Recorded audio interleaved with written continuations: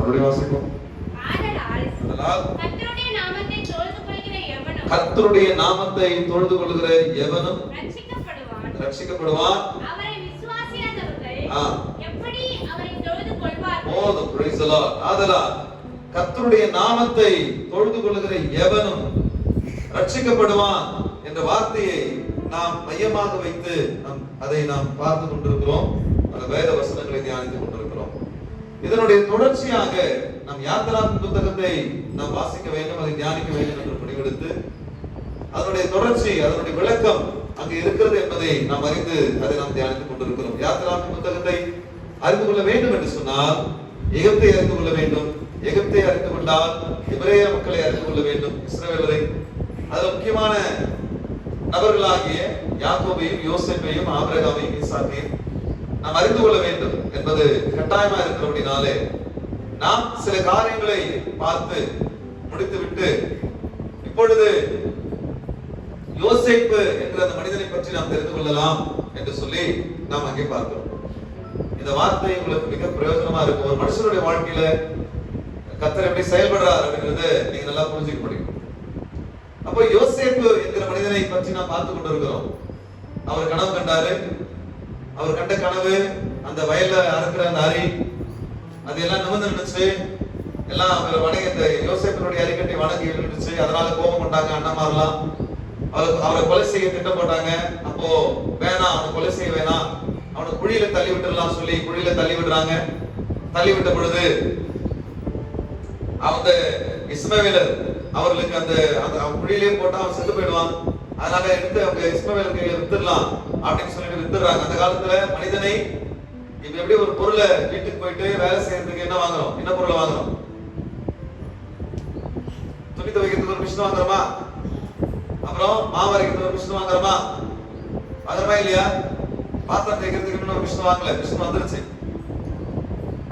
பாத்திரம் தேய்க்கிறதுலாம் மிஷின் வந்துருச்சு. அப்போ இதுக்கு எல்லாத்துக்கும் மிஷின் வாங்குற மாதிரி அந்த காலத்துல வீட்டு வேலை செய்யறதுக்கு தனக்கு அடிமையா இருப்பதற்கு அடிமை மனிதர்களை வாங்கினார்கள் காசு கொடுத்து. அந்த பழக்கம் இருந்தது. அப்போ யோசேப்பு அவர் விற்கப்பட்டான். எடுத்துக்கொள்ளுங்க, வாசிங்க. அதே அந்த புத்தகம் 37வது அதிகாரம் 27 28 வாசிங்க.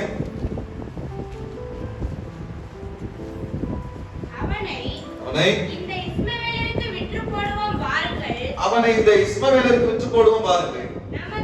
நமது கை நமது கை அவன் மேல் படாதிருப்பதாக அவன் நம்முடைய சகோதரனும் நம்முடைய மாம்சமாய் இருக்கிறானே என்றார்கள். அவன் சகோதரன் அவன் சொல்லுக்கு இணங்கினார்கள். அந்த வர்த்தகரான மீதியானர் அவர்களை விட்டு தூரம் போகிற பொழுது அவர்கள் யோசேப்பை தூக்கி எடுத்து அவனை இஸ்மவேலர் கையில் 20 வெள்ளிக்காசுக்கு விற்று போட்டார்கள். 20 வெள்ளிக்காசுக்கு விற்று போட்டார்கள். அவர்கள் யோசேப்பை எகிப்திற்கு கொண்டு போனார்கள். இப்போ இந்த இஸ்ரவேலர் கர்த்தருடைய நாமத்தை தொழுது கொள்ளுகிற யாவரும் ரட்சிக்கப்படுவார்கள் என்று அவர்கள் அந்த வார்த்தையை படிச்ச உடனே என்ன ஞாபகம் வருது அவங்களுக்கு? எக்ஸோடஸ். என்ன ஞாபகம் வருது? எக்ஸோடஸ். எக்ஸோடஸ்னா யாத்திராகம். இப்ப யாத்திராகம் தான் ஞாபகம் வருது. அப்ப யாத்திராகமத்தினுடைய இந்த சம்பவம் எந்த இடத்துல நடந்ததுயா? ஜாலியன் வாலாபாக் படுகொலை அப்படின்றோம். காந்தியை சுட்டாங்க. எந்த இடத்துல சுட்டாங்க? உப்பு சத்தியாகிரகம் பண்ணாரு. எந்த இடத்துல பண்ணாரு? இருக்கா இல்லையா? நினைக்கிறமா இல்லையாமா? நினைக்கிறமா இல்லையா? நினைக்கிறமா இல்லையா? கர்த்தருக்கு ஸ்தோத்திரம். அதுபோல இந்த யாத்திராவின் புத்தகம் அது எந்த இடத்தை சார்ந்த புத்தகம் என்று சொல்லி சொன்னால் இங்க சொல்ல போறது பாருங்க. யாரை சார்ந்தது அப்படின்னா எபிரேயர், இஸ்ரவேலை சார்ந்தது. அந்த இடத்தை எந்த இடத்துல அது நடந்தது அப்படின்னா எகிப்துல நடந்தது. அப்போ முதல்ல எகிப்துக்கு எபிரேயனாகிய இவன் யோசேப்பு எகிப்து கொண்டு போகப்படுகிறான். யாராலே? மீதியார் கையில. மீதியார்னால கொண்டு போகப்படுறான். எப்படி கொண்டு போக போறான்? அவன் அண்ணா அவனை கொல்ல, அவன் அண்ணன்மாரெல்லாம் சேர்ந்து கொலை பண்ண பாக்குறாங்க. கொலை பண்ணும் பொழுது இவனை கொலை பண்ண வேணாம், இவனை மாம்சம் அவன் ரத்தமா இருக்கலாம், அதனால இவனை கொலை பண்ண வேணாம். இந்த போறாங்க பாருங்க மீதியான வியாபாரி காரவன்ஸ். இவங்க கையில நம்ம என்ன பண்ணலாம்? இந்த சகோதரனை வித்து போட்டுலாம், அவன் எங்கேயாவது போய் எங்கன்னா படிச்சுக்கிட்டோம், நம்ம மட்டும் தூரம் போயிட்டோம் அப்படின்ற எண்ணத்தை அவனை வித்துட்டான். என்ன பண்ணாங்க? அவனை வித்துட்டாங்க. எவ்வளவு காசு வித்தாங்க? 20 வெள்ளி காசு வித்துட்டாங்க. அவனை எங்க கொண்டு போனாங்க? வாங்கினவங்க எகிப்துக்கு கொண்டு போனாங்க. வெரி குட், கர்த்தருக்கு ஸ்தோத்திரம். எகிப்துக்கு கொண்டு போனாங்க. அவர் எகிப்துக்கு போறார். இது வரைக்கும் ஓகே. ஆமென், அல்லேலூயா. இப்போ யோசேப் என்கிறவன் ஒரு யோசேப் என்கிற கதாபாத்திரத்தை பார்க்கிறோம். யோசேப் தன் வீட்டிலே பிறந்த தன்னுடைய 12 அண்ணன்மார் தம்பிமார் மத்தியில யோசேப் என்பவன் தேவனுடைய கிருபையும் தேவனுடைய இரக்கத்தை பெற்ற மனுஷனா இருந்தான். தேவனுடைய அழைப்பு அவன் மேல இருந்தது. தேவனுடைய நோக்கம் அவன் மேல இருந்தது. அது என்னன்னு சொல்லி நம்ம தான் பார்க்க போறோம். என்ன இருந்தது, ஏன் அவன் வாழ்க்கையில இதெல்லாம் நடக்குது அப்படின்னு சொல்லி. எப்பவுமே ஒரு நார்மலா ஒரு வாழ்க்கை ஒருத்தன் வாழறான் அப்படின்னா அவன் வாழ்க்கை பாத்தீங்கன்னா ஸ்மூத்தா போயிட்டு இருக்கும். அவனுக்கு கரெக்டா வேலை கிடைச்சிடும், கரெக்டா என்ன பண்றோம், கல்யாணம் ஆயிடும், கரெக்டா குழந்தை பிறந்தோம், கரெக்டா என்னென்ன நடக்குமோ எல்லாம் கரெக்டா ஸ்மூத்தா போயிடும். ஆனா யார் ஒருத்தன் தன்னுடைய வாழ்க்கையில மற்றவர்களுக்கு பிரயோஜனமா வாழணும்னு சொல்லி விரும்புறான், மற்றவர்களுக்கு பிரயோஜனமான வாழ்க்கையை வாழும்படியாக கர்த்தர் அவனை அழைத்திருக்கிறார். எந்த மனுஷன் மேல் தேவனுடைய அழைப்பு தேவனுடைய திட்டம் இருக்கிறதோ அவன் வாழ்க்கை நார்மலா இருக்காது, கிராஜுவலா இருக்காது. அவன் வாழ்க்கை ஏடாகுடமா இருக்கும்.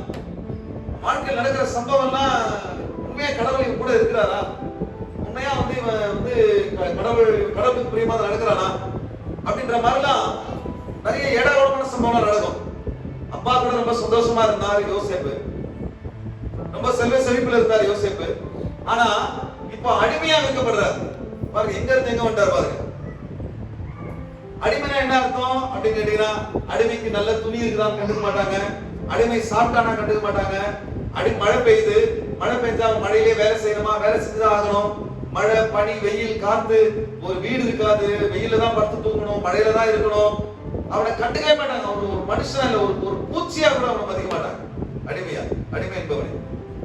அதனால அப்படிப்பட்ட ஒரு செல்வ செழிப்போடு கூட வாழ்ந்து கொண்டிருந்த, தகப்பனோடு மகிழ்ச்சியா வாழ்ந்து கொண்டிருந்த ஒரு மனிதர் கர்த்தர் தன்னை அழைத்திருக்கிறார். கர்த்தருடைய அழைப்பு நம்ம மேல் இருக்கிறது. நம்ம அண்ணன்மார் எல்லாரை காட்டிலும் கர்த்தருடைய தெரிந்து கொள்ளுதல் நம்ம மேல இருக்கிறது என்று சொல்லி மகிழ்ச்சியாய் வாழ்ந்து கொண்டிருந்த ஒரு மனிதனுக்கு கிடைச்ச வாழ்க்கையை பாருங்க. பவுல் சொல்றாரு, உங்கள் எல்லாருக்கும் நான் எல்லாமுமானே, அநேகருக்கு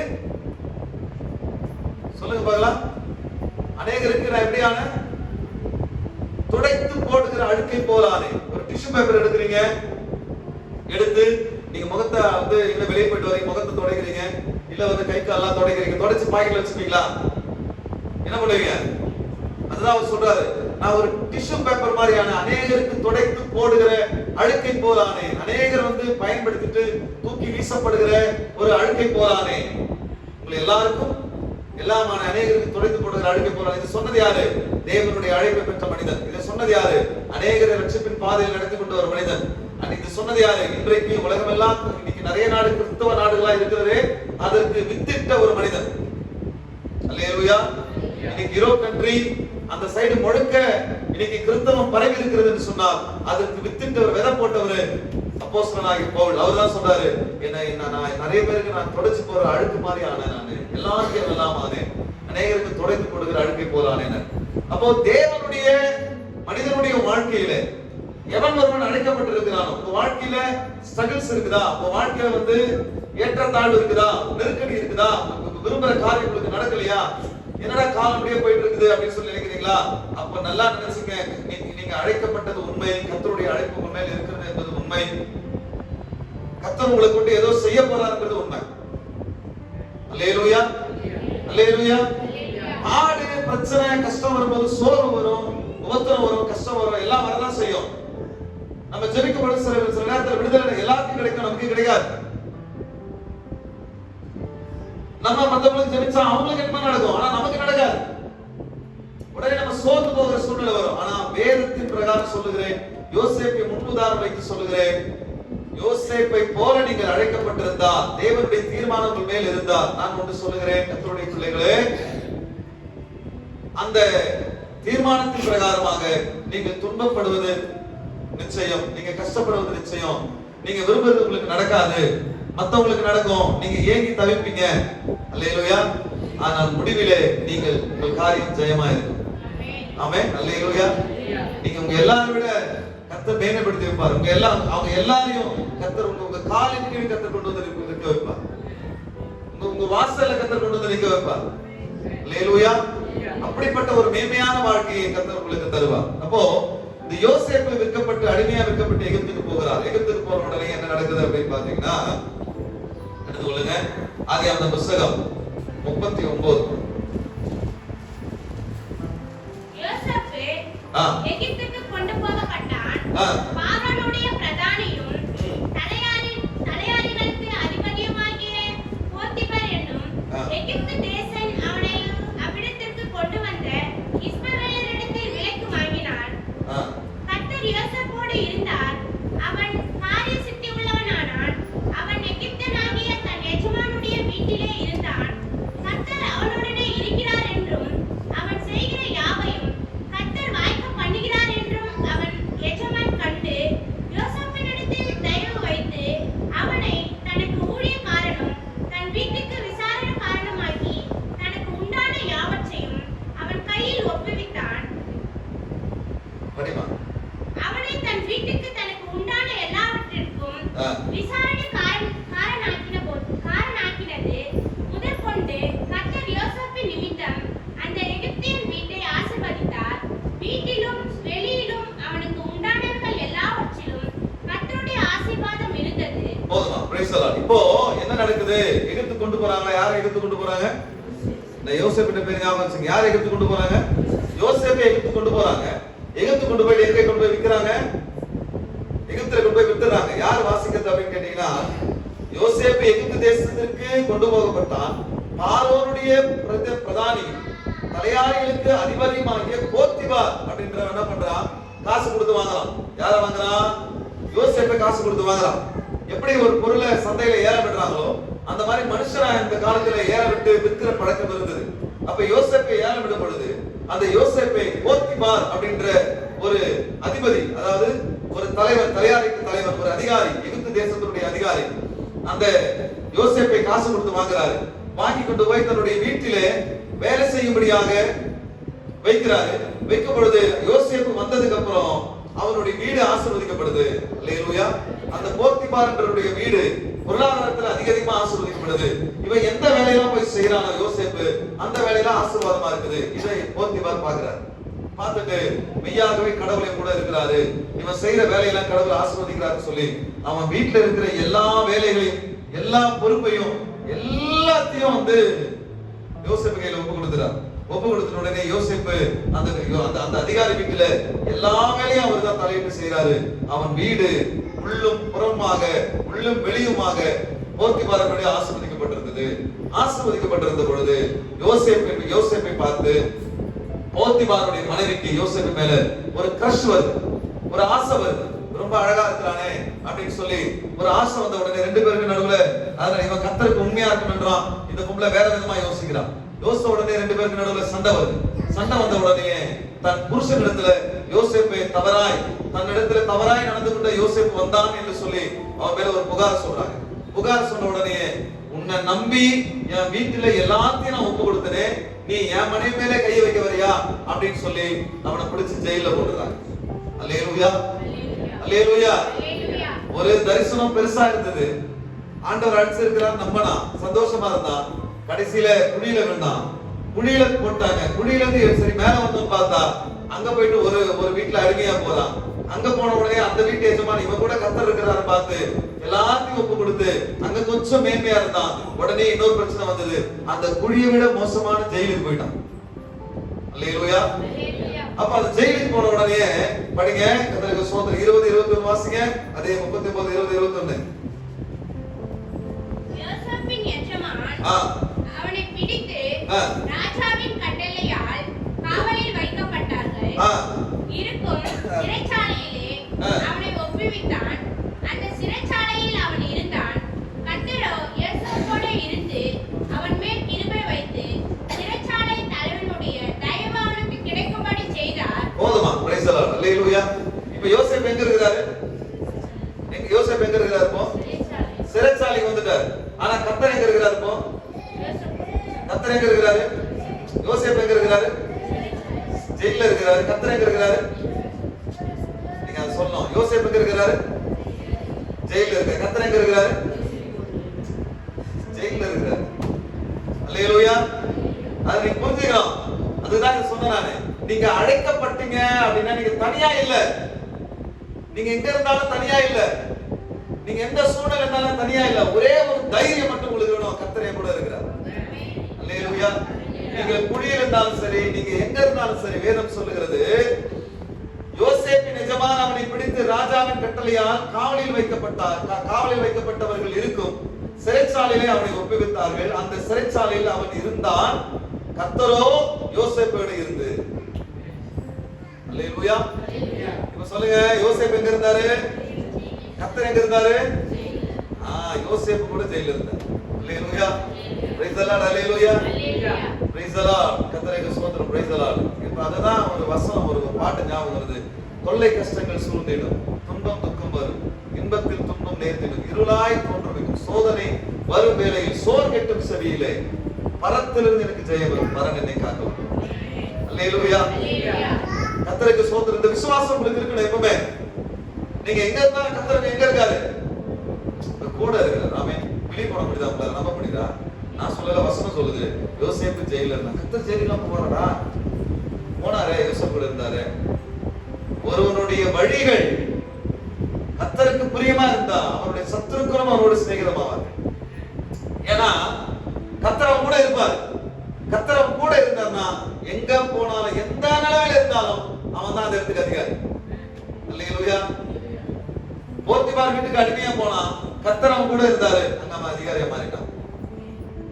சரி, அங்க ஒரு பிரச்சனை, கர்த்தர் உண்மையா இருந்ததுனால ஜெயிலுக்கு போனா, ஜெயில போன உடனே அந்த சிறைச்சாலையுடைய அதிகாரி பார்க்கறான், கர்த்தர் இவன் கூட இருக்கிறான்னு சொல்லி பார்த்துட்டு அந்த சிறைச்சாலையில இருக்கிற பொறுப்பெல்லாம் அவன்கிட்ட கொடுத்துட்டான், யோசேப்பு கிட்ட. அல்லேலூயா. இப்போ அந்த சிறைச்சாலையுடைய அதிகாரி செய்ய வேண்டிய வேலையெல்லாம் இவர் செய்யறார், யோசேப்பு. அல்லேலூயா. பிகாஸ் ஏன் சொல்லுங்க, ஏன் சொல்லுங்க பாக்கலாம். கர்த்தர் கூட இருக்கிறாரு, வேற ஒண்ணுமே இல்ல. யார் கூட இருக்குது? கர்த்தர் கூட. எத்தனை பேர் இந்த இந்த நேரத்துல செய்தி கேக்குறீங்க, கர்த்தர் என் கூட இருக்கணும்னு விரும்புறீங்க? நீங்க ஒரு இடத்துல வேலைக்கு போறீங்க, கர்த்தருக்கு கூட இருந்தா அந்த வேலையை நீங்க ஸ்மார்ட்டா செய்வீங்க, எல்லா பொறுப்பும் உங்ககிட்ட வந்துடும். ஆமென். அல்லேலூயா. நீங்க செய்யற வேலை சூப்பரா இருக்கு, ஸ்மார்ட்டா இருக்கு அப்படின்னு சொல்லி பாப்பாங்க. கர்த்தருக்கு கூட இருந்தா நீங்க வேலையான பொறுப்பை செய்யணும். நீங்க எங்க இருந்தாலும் கர்த்தர் கூட இருப்பார். அல்லேலூயா. அல்லேலூயா. கர்த்தருக்கு ஸ்தோத்திரம். அப்போ கர்த்தர் அங்க இருந்த கர்த்தர் கூட இருந்தா அங்க அவன் கஷ்டப்பட்டு இருக்கான். பாருங்க, எவ்வளவு ஏற்றம், எவ்வளவு தாழ்வு, எவ்வளவு பள்ளம், எவ்வளவு மேன்மை, இதெல்லாம் வந்து மாறி மாறி மாறி மாறி வந்துட்டு இருக்குது. அதே ஆதியாகமம் புத்தகம் 41வது அதிகாரம் 1ல இருந்து வாசிக்க பார்க்கலாம். நடபடிகளுக்கு பின்பு எகிப்து ராஜாவுக்கு பானபாத்திரக்காரனும் சுயபாகியும் எகிப்து ராஜாவாகிய தங்கள் ஆண்டவனுக்கு குற்றம் செய்தார்கள். சரி, ஓகே. நான் உங்களுக்கு இந்த ஒரு வார்த்தையை நான் உங்களுக்கு வாசித்து முடிச்சிடுறேன். ஆதியாகமம் புத்தகம் 41வது அதிகாரத்துல இருக்கிற சம்பவத்தை நான் சொல்ல போற சம்பவத்தை, படிக்கிற சம்பவத்தை சொல்லி முடிச்சிடுறேன். பார்வோனின் ராஜா, அந்த பார்வோன் ராஜா, எகிப்து ராஜா ஒரு கனவு காட்டுறாரு. என்ன கனவு அப்படின்னு கேட்டீங்கன்னா, முதல்ல பசுமையான ஒரு புல்வெளியை அவர் பார்க்கிறார். கோதுமையில நல்லா விளைஞ்சிருக்குது. விளைஞ்சிருந்த உடனே என்ன பண்றாருன்னா, அந்த இதுல இருந்து பசு, நைல் நதியில இருந்து பசுக்கள் ஏறி வருது. ஏறி என்ன பண்ணுதுன்னா, அந்த செழுமையும் கொடுமையுமான பசுக்கள் முதல்ல 7 பசு ஏறி வருது. ஏறி அந்த நதியில இருந்து ஏறி வந்த உடனே அந்த செழுமையெல்லாம் சாப்பிட்டதுனால புஷ்டியா இருக்குது. அதுக்கப்புறம் என்ன பண்ணுதுன்னா, மறுபடியும் ஒரு 7 பசு, ஒரு நோஞ்சா எலும்பும் தோலுமான 7 பசு வருது. என்ன பண்ணுதுன்னா, அந்த பசுக்களை தின்னுது. முதல்ல வந்த பசு எத்தனை பசு? 7 பசு. அது எப்படி இருந்தது? நல்ல செழுமையா புஷ்டியா இருந்தது. அதுக்கப்புறம் அந்த பசு ரொம்ப எலும்பு தோலுமான ஒரு பசுக்கள். எத்தனை பசு? 7 பசு வந்தது. இந்த 7 பசுக்களும் இந்த புஷ்டிமான 7 பசுக்களை தின்னு போட்டது. தின்னு போட்ட உடனே கனவு கலைஞ்சது. கனவு கலைஞ்ச உடனே ராஜா ஒரே குழப்பம். என்னடா கனவு? உங்களுக்கு வர கனவுலாம் அர்த்தம் இருக்கு. அந்த கனவுக்கு விளக்கம் சொல்றதுக்கு ஒரு வரம் இருக்கிறது. எல்லாரும் சொல்ல முடியாது. ஒரு கனவு வருதுன்னா அந்த கனவு மீனிங்கான கடவுள் கொடுப்பார். இப்ப கடவுள் ஒரு கணவன் நமக்கு கொடுக்கிறார் அப்படின்னா, அந்த கணவனால உங்களுக்கு பயம் வருதுன்னா, அந்த கணவனால உங்களுக்கு சந்தோஷம் வருதுன்னா, இல்ல சந்தேகம் வருதுன்னா, அந்த கனவை தயவு செய்து ஊழியக்காரர்கிட்ட சொல்லுங்க. அந்த கனவுக்கு போயிட்டு ஒரு கனவு பண்ற அக்கம் பக்கத்துல சொல்லாதீங்க. ஏன்னா அந்த கனவுக்கு சரியான விளக்கம் சொல்றதுக்கு அது ஒரு வரம் இருக்கு அதுக்கு. அப்படிதான் இந்த யோசேப்பு, இந்த ராஜா ஒரு கனவு கண்டாரு. கனவு கண்ட உடனே அந்த கனவுக்கு விளக்கம் தெரியல. இந்த கனவுக்கு விளக்கம் சொல்லுங்க சொல்லி கேட்கிறாரு. கேட்கும் பொழுது அவருக்கு பானபாத்திரக்காரர், அதாவது அவருக்கு ஜூஸ் கொடுக்குற வெயிட்டர், அவன் என்ன பண்றான்னு கேட்டீங்கன்னா, ராஜா நான் சிறைச்சாலையில் இருக்கும் பொழுது நானும் இன்னொருத்தரும் 2 கனவு கண்டோம். 2 கனவு காணும் போது இந்த கனவுக்கு விளக்கம் எங்களுக்கு தெரியல. அப்ப யோசேப்புன்னு ஒருத்தன் ஜெயில இருந்தான். அவன்கிட்ட போயிட்டு இந்த கனவு சொன்னோம். சொல்லும் பொழுது அவன் கரெக்டா எங்களுக்கு மீனிங் சொன்னான். அவன் சொன்ன மாதிரி நீ செத்துருவன்னு சொன்னான், அவன் செத்து போயிட்டான். நீ ராஜா பக்கத்துல போய் உட்காருன்னு சொன்னான், நம்ம பக்கத்துல வந்து உட்கார்ந்துக்கிறேன். அவன் கரெக்டா சொல்லுவான் அதுக்கு மீனிங். அதனால அவன் இந்த ஜெயில தான் இருக்கிறான், அவனை கூட்டு வந்தீங்கன்னா அவன் கரெக்டா மீனிங் சொல்லுவான் அப்படின்னு சொல்லி அந்த பானபாத்திரக்காரன் சொல்றான். சொன்ன உடனே ராஜா அப்படின்னா அவனை கூப்பிட்டுறாரு. கூப்பிட்ட உடனே யோசேப்பு போறார்.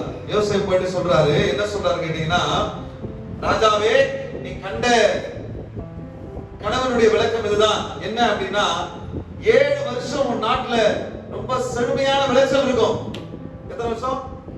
7 வருஷம் செழுமையான விளைச்சல் இருக்கும். அதுக்கப்புறம் 7 வருஷம் ரொம்ப பஞ்சம் வரும். அதுதான் செழுமையான பசு. ஒரு விளைச்சல் பாக்குற, அந்த விளைச்சல 7 பசு வந்து என்ன பண்ணுது, அதை சாப்பிடுது.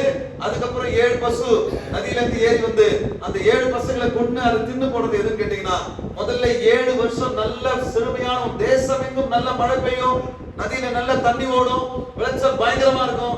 அந்த 7 வருஷம் விளையிற விளைச்சல் ரொம்ப அதிபயங்கரமா இருக்கும். அதுக்கப்புறம் 7 வருஷம் மகா கொடிதான பஞ்சம் வரும். அந்த பஞ்சத்துல உன் நாடே சுக்குநூறா போயிடும், மக்கள் எல்லாம் செத்து போயிடுவாங்க பஞ்சத்துல. அதனால அந்த பஞ்சத்துல நீ தப்பிவிக்கதான் கடவுள் இந்த கனவு உனக்கு காண்பிச்சிருக்கிறாரு.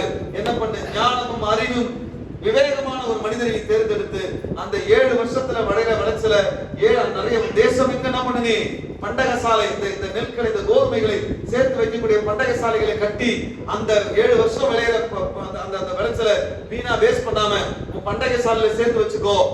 சேர்த்து வச்சுக்கிட்டீங்கன்னா அதுக்கப்புறம் 7 வருஷம் பஞ்சம் வரும் இல்லையா, அந்த பஞ்சம் வரும் பொழுது இந்த பண்டக சாலையிலிருந்து பொருட்களை, தானியங்களை எடுத்து மக்களுக்கு கொடுத்து மக்களை காப்பாற்றலாம், உன் தேசம் நல்லா இருக்கும் அப்படின்னு சொல்லி அவர் சொல்றார். சொன்ன உடனே, ஆஹா இது பயங்கரமான விளக்கம் இருக்குது, நான் எங்கடா போவேன், ஞானமுள்ள ஆளுக்கு, அறிவாளி ஆளுக்கு நான் எங்க போவேன், அதனால இந்த கனவுக்கு விளக்கம் சொன்னேன், நீதான் எனக்கு ஞானமுள்ள ஆளு, அறிவாளி ஆளு அப்படின்னு சொல்லி நீயே எல்லாத்தையும் பார்த்துன்னு சொல்லி எல்லாவற்றையும் ராஜ்யம் சிங்காசனத்தை விட்டு விட்டு சாப்பிடுற சாப்பாடு விட்டுட்டு மத்த எல்லாத்தையும் யோசேப்பு கையில் கொடுத்துறார். அல்லேலூயா. அப்பொழுது பார்வோன் தன் ஊழியக்காரரை நோக்கி, தேவ ஆவியை பெற்ற இந்த மனுஷனை போல வேறொரு உண்டோ என்றான். பின்பு பார்வோன் யோசேப்பை நோக்கி, தேவன் இவை எல்லாவற்றையும் உனக்கு வெளிப்படுத்தியிருக்கிறபடினால் உன்னை போல விவேகமுள்ள ஞானமுள்ள வேறொருவரும் இல்லை. நீ என் அரண்மனைக்கு அதிகாரியா இருப்பாய். உன் வாக்கின்படியே என் ஜனங்கள் எல்லாரும் அடங்கி நடக்க கடவர்கள். சிங்காசனத்தை மாத்திரம் உன்னிலும் நான் பெரியவனாய் இருப்பேன் என்றான். பின்னும் பார்வோன் யோசேப்பை நோக்கி, பார், எகிப்து தேசம் முழுமைக்கும் உன்னை அதிகாரி ஆக்கினேன் என்று சொல்லி பார்வோன் தன் கையில் போடப்பட்டிருந்த தன் முத்திரை மோதிரத்தை கழற்றி அதை யோசேப்பின் கையிலே போட்டு மெல்லிய வஸ்திரங்களை அவனுக்கு கொடுத்து பொன் சர்ப்பனை அவன் கழுத்தில் தரித்து தன்னுடைய 2ஆம் ரதத்தின் மேல் அவனை ஏற்றி தண்டனிட்டு பணியுங்கள் என்று அவனுக்கு முன்பாக கூவித்து எகிப்து தேசம் முழுமைக்கும் அவனை அதிகாரி ஆக்கினான். பின்னும் பார்வோன் யோசேப்பை நோக்கி, நான் பார்வோன், ஆனாலும் எகிப்து தேசத்தில் உள்ளவர்களில் ஒருவனும் உன் உத்தரவாதம் இல்லாமல் தன் கையாவது தன் காலையாவது அசைக்க கூடாது என்றார். மேலும் பார்வோன் யோசேப்புக்கு சாப் நாத் பன்யேயா என்கிற பெயரை இட்டு ஒன்பதாயிரந்து ஆசாரியனாகிய போர்த்திபாராவின் குமாரத்தி ஆகிய அஸ்னாத் அவனுக்கு மனைவியாக கொடுத்தான். யோசேப்பு எகிப்து தேசத்தை சுற்றி பார்க்கும்படி புறப்பட்டான். அல்லேலூயா. ராஜாவுக்கு அடுத்த ஸ்தானத்தில் வந்துட்டானா? மனுஷனுக்கு புரிஞ்சுதா? ராஜாவுக்கு அடுத்த ஸ்தானத்தில் வந்துட்டாரு. சிங்காசனத்தில் மட்டும் நான் பெரியவனா இருப்பேன், மற்றபடி நீதான் ராஜான்னு சொல்லிட்டாரு. இப்போ இன்னொரு கட்டளை போடுறாரு, உன்னுடைய கட்டளை இல்லாமல் இந்த எகிப்து தேசத்துல கையையாவது காலையாவது ஒருத்தனை ஆட்டக்கூடாது, அசையக்கூடாது. இவ்வளவு பெரிய உயர்ந்த ஸ்தானம் எங்க இருந்தவனுக்கு கிடைச்சது? எங்க இருந்தவனுக்கு இப்படிப்பட்ட உயர்ந்த ஸ்தானம் கிடைச்சது? குழியில போடப்பட்டது. அடிமையா இருந்தவனுக்கு, இன்னும் சொல்ல போனா சாப்பாடு மீந்து எச்ச சோறு கிடைக்குமா, அந்த சாப்பாடாவது மீது அடிமையுடைய நிலைமை தான். இந்த வார்த்தையை என்ன சொல்றேன்னா, அடிமை அப்படிதான் இருப்பான்.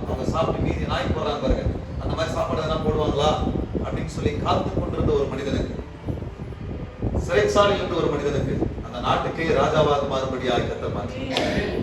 அல்லேலூயா. தேவனுடைய பிள்ளைகளே, இதுக்கு ஒரே ஒரு காரணம் என்ன தெரியுமா? ஆண்டவருடைய தெரிந்து கொள்ளுதல், ஆண்டவருடைய அழைப்பு. அதான் வசனம் சொல்லுவேன், அடிக்கடி நான் சொல்லுவேன், உங்களை அழைத்தவர் உண்மையுள்ளவர். நீங்க உண்மையா இருக்கிறீங்களோ இல்லையோ, உங்களை அழைத்தவர் உண்மையுள்ளவர். அவரு நிச்சயமா உங்களை, நீங்க எந்த இப்ப இருக்கிற நிலைமை அது இப்படியே போயிட்டு இருக்கு அப்படிலாம் நினைக்காதீங்க. இப்படிப்பட்ட நிலைமையில இருந்த ஒரு மனிதனை எவ்வளவு உயரத்தில் கர்த்தர் கொண்டு வந்து நிற்க வைக்க அவரால் கூடும் என்று சொன்னார். உங்களை ஏன் ஆசீர்வதிக்க ஆண்டவரால் முடியாது?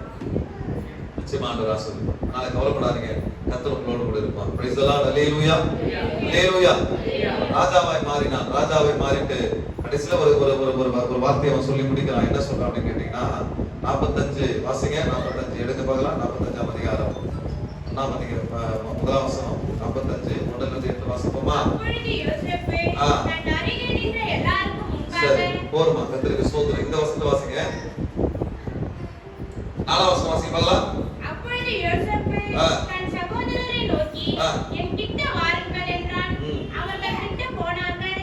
அப்பொழுது அவன், நீங்கள் எகிப்துக்கு போகிறவர்கள் இடத்தில் விட்டு போட்ட உங்கள் சகோதரனாகிய யோசேப்பு நான் தான். என்னை இவ்விடத்தில் வரும்படி விட்டு போட்டதினால் நீங்கள் சஞ்சலப்பட வேண்டாம். அது உங்களுக்கு விசனமாய் இருக்க வேண்டாம். ஜீவ ரட்சணை செய்யும்படிக்கு தேவன் என்னை உங்களுக்கு முன்னே அனுப்பினார். தேசத்தில் இப்பொழுது 2 வருஷம் பஞ்சம் உண்டாயிருக்கிறது. இன்னும் 5 வருஷம் உழவும் அறுப்பும் இல்லாமல் பஞ்சம் இருக்கும். பூமியிலே உங்கள் வம்சம் ஒழியாமல் இருக்க உங்களை ஆதரிக்கிறதற்காகவும் பெரிய ரட்சிப்பினால் உங்களை உயிரோடு காப்பதற்காகவும் தேவன் என்னை உங்களுக்கு முன்னே அனுப்பினார். ஆதலால் நீங்கள் அல்ல, தேவனே இவ்விடத்திற்கு என்னை அனுப்பினார். அல்லேலூயா. தகப்பனாகவும் அவர் குடும்பம் அனைத்திற்கும் பிரைஸ் தி லார்ட். கர்த்தனாகவும் கவனிங்க, இந்த சம்பவம் எதை சுட்டி காட்டுது? எத்தனை பேருக்கு புரிஞ்சது? கரங்களை வைத்துங்க. தன் சகோதரர் குழியில போட்டானுங்க இல்லையா, குழியில தள்ளி விட்டானுங்க இல்லையா, சாவுடான்னு சொல்லி குழியில தள்ளி விட்டாங்க. அவன்லாம் இப்ப முன்னாடி வந்து நிக்கிறான். ஏன் நிக்கிறான்? ஏன்னா சாப்பாடு இல்ல, தேசம் எங்க மிகப்பெரிய பஞ்சம். அதனால யோசேப்பு யாக்கோபு சொல்றாரு, டேய் நீங்க ஏன்டா ஒருத்தர் பார்த்து உட்கார்ந்து இருக்கீங்க? நம்ம கிட்ட கொஞ்சம் காசு இருக்கு பாரு, அந்த காசை எடுத்துக்கிட்டு எகிப்துல தானியம் இருக்குதான், அங்க போறவங்களுக்கு எல்லாம் தானியம் கொடுக்குறாங்களாம், அதனால இப்ப எகிப்துல போய் வாங்கிட்டு வாங்கடா அப்படின்னும் பொழுது யோசேப்பு சின்ன வயசுல தள்ளி போட்டாங்க. இப்ப அவனுக்கு கிட்டத்தட்ட 38 வருஷம் வயசாகுது. அவனுக்கு 38 வயசுல அவன் ஆள் மாறி இருக்கிறான். அவன் தன் சகோதரன் தன் எதிர வந்து நிற்கும் பொழுது அவன் பார்க்கிறான், பார்த்துட்டு கண்கலங்கிறான், இவனுக்கு தானா நம்மள குழியில தள்ளி விட்டாங்க. அல்லேலூயா. இப்ப யோசேப்பு முன்னாடி குழியை தள்ளி விட்டு எப்படி நிப்பானுங்க? கையை கட்டி. ஏன்னா அவன் ராஜா. யோசேப்பு யாரும் உட்கார்ந்து இருக்கிறான்? ராஜா உட்கார்ந்து இருக்கிறான். கையை கட்டி, தலையை குனிஞ்சு, ராஜாவே நீர் வாழ்க, ராஜாவே உங்ககிட்ட தானியம் கிடைக்குமா அப்படின்னு நிக்கிறான். அல்லேலூயா. இதான் கர்த்தர் செய்யறது. அடிச்சுட்டான் வேதனைப்படாதீங்க, தள்ளி விட்டுட்டான் வேதனைப்படாதீங்க, நம்ம நன்மையை பிடிக்கிட்டான் வேலையை வேதனைப்படாதீங்க. கர்த்தர் உங்களோடு இருந்தால் எல்லாமா. அல்லேலூயா. அப்ப சொல்றாரு அவரு, நீங்கள் அல்ல, நீங்கள் என்னை குழியிலே தள்ளி போட்டு என்னை நீங்க வித்துட்டீங்கல்ல, அந்த யோசேப்பு நான் தான். நம்ப முடியல அவங்களால, கதறானுங்க. அந்த யோசேப்பு நான் தான்டா, நீங்க வருத்தப்படாதீங்க, நீங்கள் அல்ல, தேவனே இதை எனக்கு செய்தார். அல்லேலூயா. ஏன்னா நீ நல்லா இருக்கணுன்றதுக்காக, உன் குடும்பம் பிழைக்கணுன்றதுக்காக, இந்த உலகத்துல இந்த தேசத்துல இருக்க நிறைய பேரு காப்பாற்றப்படணுன்றதுக்காக கர்த்தர் ஒருத்தரை கஷ்டப்படுத்தினார். அல்லேலூயா, அல்லேலூயா, அல்லேலூயா.